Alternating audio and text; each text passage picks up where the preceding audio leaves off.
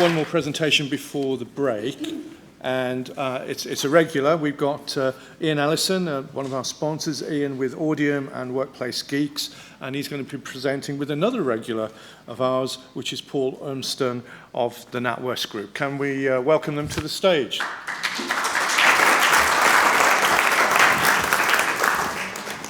Right, okay, good morning folks, lovely to be back. So what we've got is a case study for you. So what we've had so far this morning is two really interesting presentations with, I would sort of say, so quite high level quantitative data in the main, talking about trends, talking about high level findings. So we're going to go deep now. So this is a case study essentially about us working with NatWest and all of the amazing work. So really want to shine a light on the amazing work that Paul and his colleagues have been doing. So if you were going to sort of hustle me for an abstract, I'd say a pioneering organization embracing a holistic approach to employee workplace experience, experimenting with new AI-powered tools to better understand it, and we're going to talk about the outcomes, the learning, and the next steps. So how are we going to do that? I'm going to give you a quick Audium primer so that you can understand about the data that Paul is talking about. Paul's going to talk you through gaining buy-in and what they did subsequently, show you some of the insights, tell you some stories that bring this to life, and then talk about the outcomes, where it's led, some of the learning that we both had along the way, and then where we're going next. So, and then what I'm going to do is sort of step back on and go, this is what we think Paul's done. If we can give you some takeaways today, you can put this into action. I don't mean by Audium, I do mean by Audium, but what I mean is you can take what Paul has done with your tools and do this stuff, because it's kind of, it's starting to unlock some of the stuff we've been crying out in our industry for a long, long time. So, as Nigel said, we're regulars, part 3 in an epic workplace trends trilogy. Back in 2022, I told you about a holistic workplace framework, and everything is sort of based upon that. That became Audium. Then Moriarty and Easton came back in October 2022 and started talking about some of the pilot work that Virgin Media had been doing, VMO2. And here we are today, Urmston and Ellison, talking about AI-powered workplace insights. Now, at this point, if I'd had more time, it would have been great to Photoshop in some like key faces from workplace trends. And then you start going, well, who would be Yoda? And I'm thinking maybe Rob Harris would be Yoda. And then you go, but who would be Vader? Who would be the evil side of workplace trends? So moving swiftly on. Okay, so Audium primer. So we have tried to create a framework, a peer-reviewed, published framework, which we told you about back in 2022, which says wherever people working together, using the tools available to them, wherever they're working, creates business impacts, impacts on themselves, impacts on the business. If we can find a framework to help us understand that, and then understand some of the rich data you get with that, then surely we can start making a real difference to organizational performance. So that was the sort of the seed for everything. And we all know that the general way to collect workplace feedback is normally sort of through quantitative data, agreement scale questions, that sort of thing. What if and what happens if we can start turning to the comments that people make? So to bring that to life, we've all seen this sort of thing. We see it on Amazon. We see it everywhere. Tell us about something. Give us a rating for your workplace experience. This person's given it 3 stars. Okay, but if we ask why did you choose that rating, look at that statement. There's so much more in it. So what do you do with 3 stars versus what can you do with what's inside there? Well, okay, so let's take that, because we call that a viewpoint. And so what we do is we take that viewpoint and we use AI to cut it up into talking points. And if we then take those talking points, okay, they're all telling us something different. First things first, we can look at the sentiment of those talking points. Then, if we look at the workplace mix, the framework we've just been talking about, we can see where they live within the workplace mix. Then, if there are multiple sub-themes within the same statement, we can talk about the relationship, good, bad, causal, correlational. We can talk about the relationship. And then when we've done all of that stuff, we can say, well, look, if we stop thinking about our framework and just look at what's in the data, what are the sort of topics that people are talking about? And by the way, we can do sentiment on those as well. And then, what if there's low-hanging fruit and gold in there, things we could really easily improve, suggestions. So what we've tried to build with Audium is a platform that takes a simple statement from one of your employees and looks at it in this sort of multidimensional way. And then you can come at the data set from all sorts of different angles. Now, that's all good and well. We could have done this as a little exercise now. It would have taken us 15, 20 minutes. Well, what happens if you've got hundreds and thousands of those sort of statements?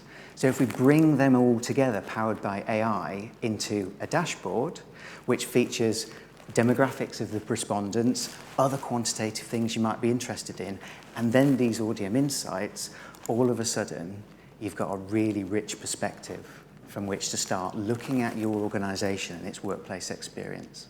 So you're now looking at NatWest's dashboard, choice excerpts from it, which I thought would be quite interesting. What I'm going to do now is pass over to Paul, and he's going to bring this all to life. Thank you, Ian, and hello, everyone.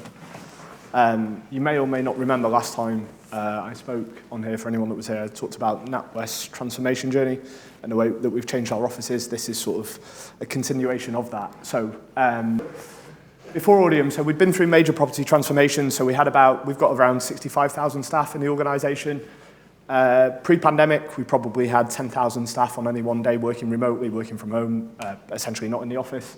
And then fast forward to today's age, we've probably got 60,000 staff that have the ability to work from home and can choose when they would like to do that, or work remotely.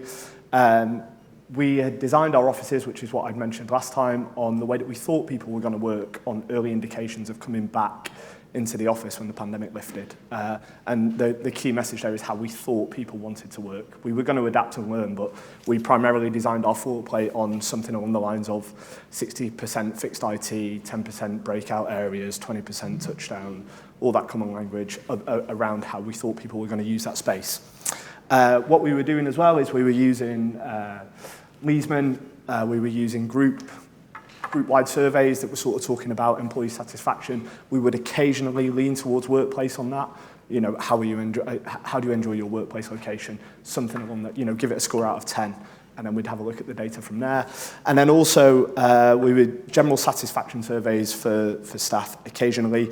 And then interestingly, what Ian was just saying before us, we were using our business unit rep groups where we had one voice that was representing, say, 300 people talking about their workplace experience to us, and those hippos, so that they were either being accurate with that or they might have been grinding their own axe, we don't know, but we were then taking that opinion and then using that to design the workplace. So we were making small changes. The challenge was we were back from pandemic, we had a steady state, we'd cashed the checks on the real estate, we'd consolidated our property portfolio.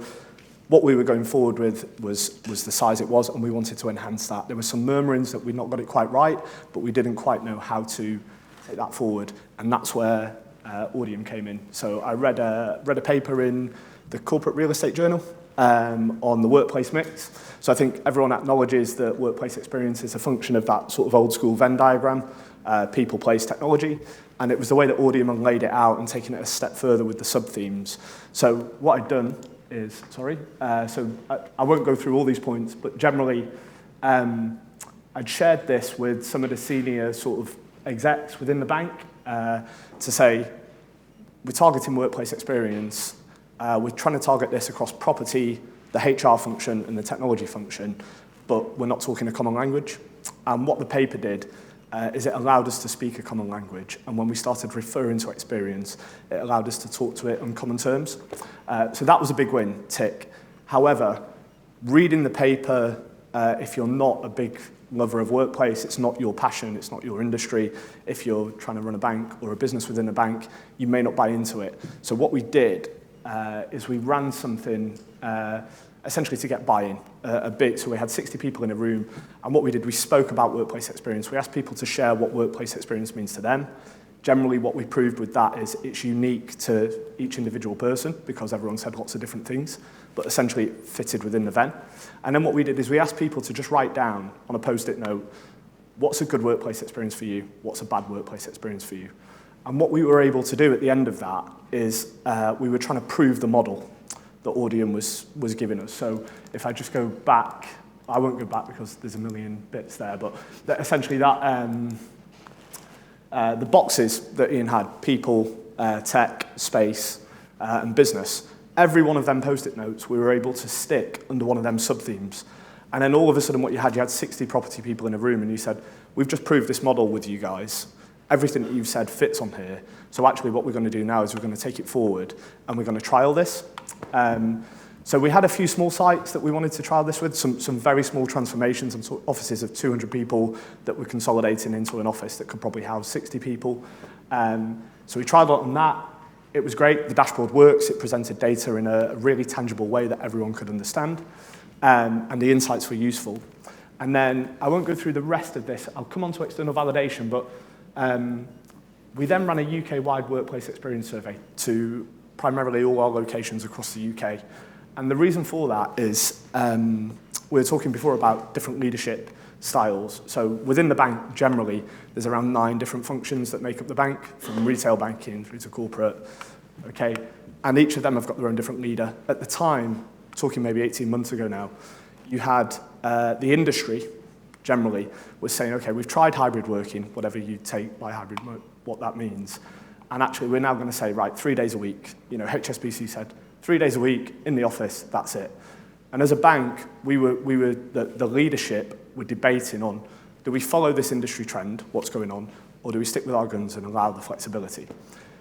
From a property or workplace experience standpoint, we've got some murmurs that we've not quite got our workplace design quite right, and there were some improvements to be made. So we were worried that a leader within retail banking says, okay, you're in the office 3 days a week, and actually what we're providing is less productive than their current setup, however they're deciding to work at the minute.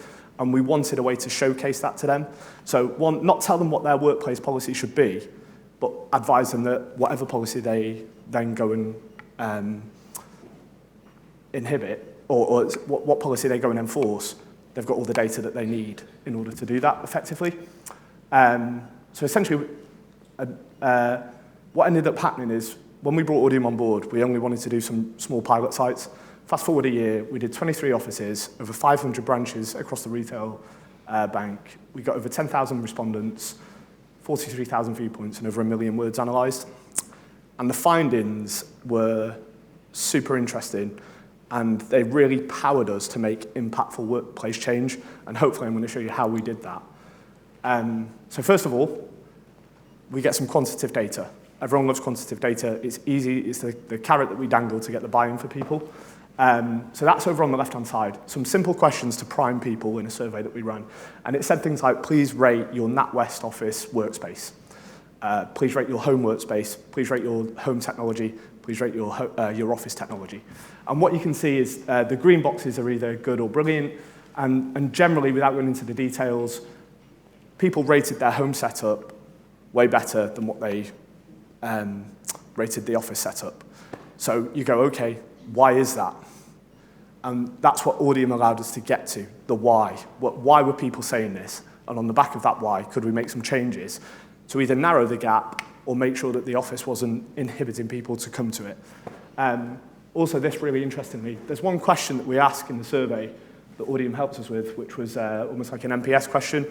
Now, it's really important to say, based on your workplace experience, so not what it's like to work for the bank, your workplace experience, how would you rate this to a friend, 1 to 10?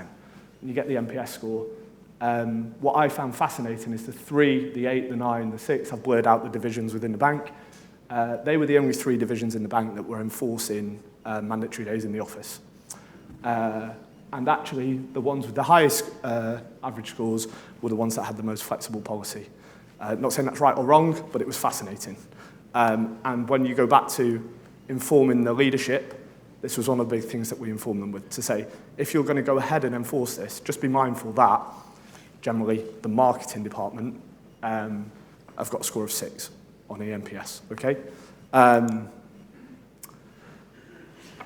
this is some of what the dashboard powers, and I think this is amazing. So I'll go through one example but there's hundreds of these and can chat about in the break for you. But what you can see here is not only does Audium power or what it powered for us is it powered us through that workplace mix. So you can say, right, space, features, you've got a big problem with features, and you can look by location and have a look at it. But it'll do some topic modeling for you. So Ian just mentioned Amazon before. I don't know if anyone else, when they go on breaks, I will research every TripAdvisor, every Google comment on a hotel that I'm going to go and stay in, and I'll try and pick out what's relevant to me. But I don't know if you've noticed recently, but you can go on a Google review, and the AI now will start to consolidate all the reviews, and it will say generally people are happy with the pool, they love this, they love the bedding, but actually the cleanliness could be improved on. And that's marrying up 3,000 reviews on Google. This is what Audium's doing here. So what it's telling you is, this is what people are talking about on the left-hand side. There's a very brief description. This is how many times it was mentioned, and this is the average sentiment for it.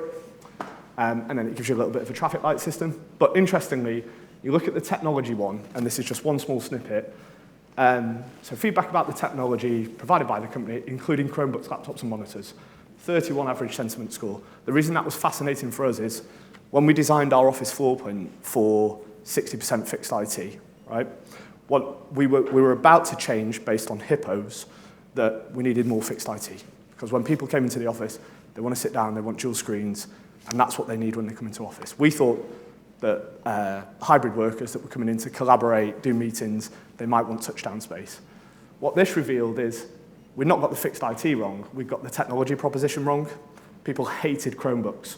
So what you can do on that there is you can expand that, and you can see all them 282 mentions, and it's sort of seasoned by a sea of red. I hate Chromebooks. They're small, they're slow, I will never use them. So what we ended up doing is not changing the fixed IT, we changed the technology proposition. So they don't get Chromebooks anymore, they get a better, and that helps us. That's just one small insight in terms of we know what, we now know why, and this is how we act on it. And there's all sorts of examples I can give you on that. But then, so what? Outcomes. So we've been using Leesman for about 20 years. We've done 4 surveys with Leesman. We never achieved LMI Plus. We ran it on the back end of last year. We got 2 LMI Plus buildings through our portfolio, which, if you don't know Leesman, it's quite a good thing. You get a little trophy to present in your office, and you can say to graduates, come and work for us. We've got an LMI Plus location.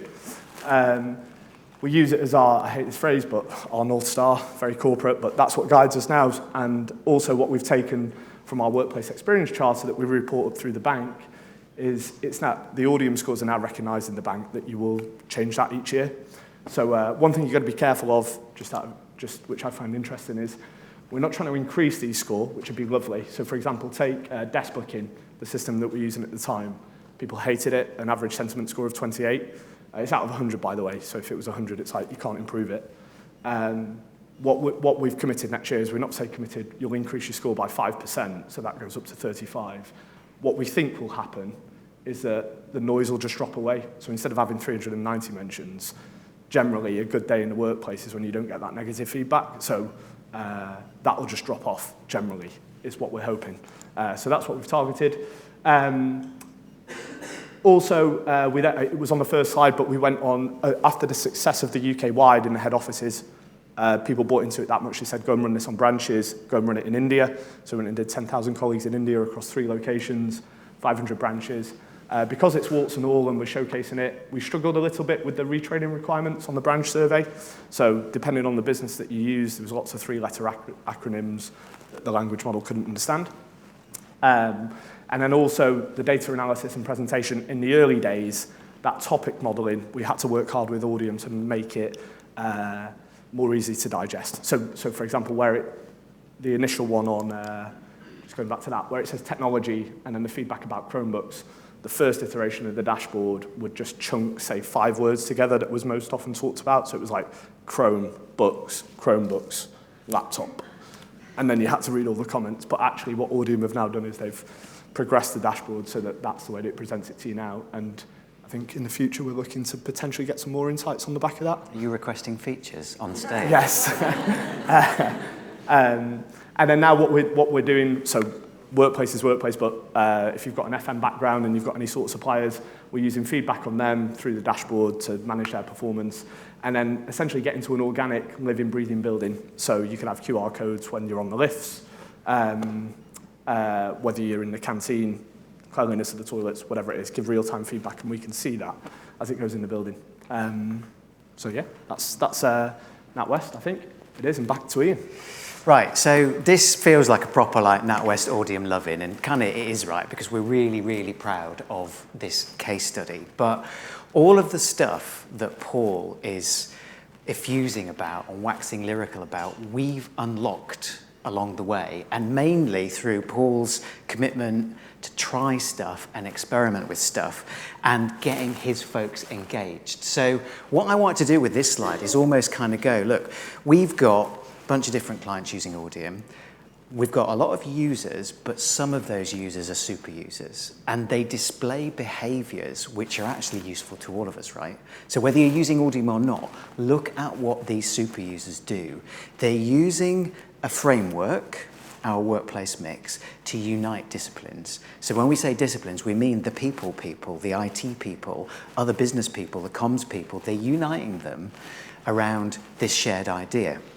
They're using it often. So maybe you started wanting to do one thing, or maybe it was for a big old survey, but then it's like, right, okay, what if we tried that bit, and what if we tried that bit, and let's bring in some old data that we collected somewhere else, and let's see if we can mine that for richer insights. So what happens is this repository grows. They're adopting a test and learn mindset. Some stuff works, some stuff doesn't. We work on it together. We help each other improve. They're trying different ways of bringing data. I remember in the very first presentation, Neil Usher, who was sat in that corner, said, is it just another survey? Are we just talking about more ways to survey people with a sprinkling of AI? Well, if you're collecting data through different means, maybe you're not even having to ask questions anymore, you're just listening. So One Brain, it's a platform that can take multiple inputs. You're upskilling yourself as you go, because understanding and being able to convey insights from really rich qualitative data when you've got a ton of it is way harder, I think we'd agree, because you've been through some learning on this, and we have. It's way harder than presenting quants to a boardroom. So actually getting better at using the dashboard, your data, and understanding all the ethical implications when you're getting people's points of views, that's really important. Okay, so you're reinforcing the value as well. You are really, really bringing evidence data stories to life in the leadership room, so it's helping with your presentation to get their buy-in. And where you end up with is if you're working like this, with a virtuous circle, right? You're getting actionable insights that you're using to improve stuff, which means that all the people going, why should I engage with you in this tool? Well, they're seeing the benefit, right? This thing spins up, which is what we've been trying to do as a profession for a long, long time. So, we're about done. If you want to learn more, we are running with Maggie a Workplace Trends Masterclass on AI-powered workplace experience stuff. So come and join Paul and I at NatWest and Chris and become a Workplace Data Ninja. If you're interested in giving your business a hybrid health check, we've got a special version of the product for you. Pip that or come and talk to us on our stand later. If you want to do that exercise that Paul talked about, we've sort of created a version of it where we've got all your resources so you can print them out and use them. So if you want to unite your people, your organization around a shared framework, come and talk to me and I'll talk to you about getting you those resources. And if you hadn't noticed, because we're not making a noise about this at all, we got Nick Bloom on Workplace Geeks. We got one of the preeminent professors about working from home from Stanford University to come and talk to us, and that literally launched this morning. So have a listen on your commute home. I think that's everything. Thank you for listening.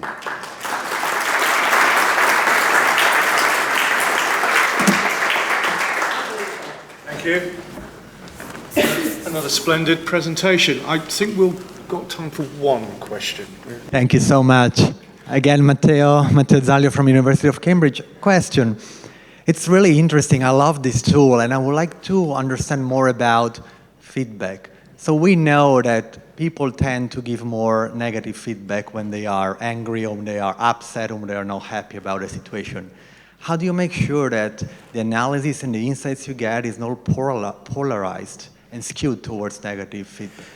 Thank you. Do you want to answer this, or shall I answer this? No, you Because okay, right. So I think there's a couple of things, right? If people want to tell you stuff that they're frustrated about, and that's useful to you to make things better for them, well, you need to listen, right? So if you're sort of going from a research perspective, how do I make sure my data set is balanced? Well, maybe we need to think about the design. But if you're using it practically the way NatWest have been doing, to kind of go, what's going on, how do we make stuff better?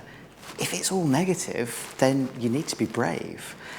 But what we've also found is that when earlier in Audium's earlier in Audium's evolution, we got our mitts on a massive data set from the 6 biggest tech industries from Glassdoor, legitimately, kind of, right? We got our hands on the data set and we analysed it, and it was balanced, actually. So for all of the moaning, there was plenty of positives in there as well. So I think it's how you lens the data and it's how you look at it. I think there was one other thing to say, but I've forgotten. So there you go. Thanks. Are you speaking this afternoon, Matteo? Yeah. Was it a burning question, Mark? No, it's okay. I can chat Chat and break. So let's thank the guys. Thank you very much.